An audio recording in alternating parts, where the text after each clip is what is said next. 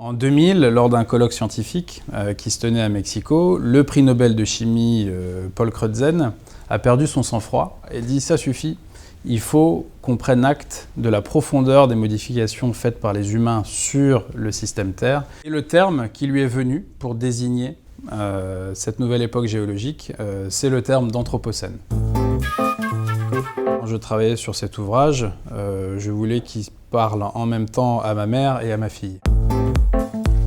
On a été animé par cette envie de rendre le plus didactique possible cet ensemble très protéiforme de données, mais aussi de montrer à chaque fois les dimensions politiques, géopolitiques qu'il y a derrière chacun de ces sujets. On a tendance, par exemple, à souvent se focaliser uniquement sur la responsabilité des consommateurs, des gestes individuels, les fameux éco-gestes au quotidien, par exemple la longueur de votre douche ou le fait d'éteindre la lumière ou de moins prendre la voiture.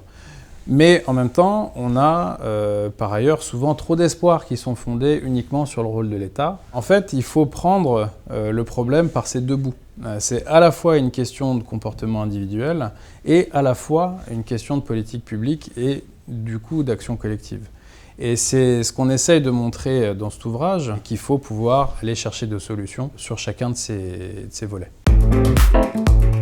Sciences Po.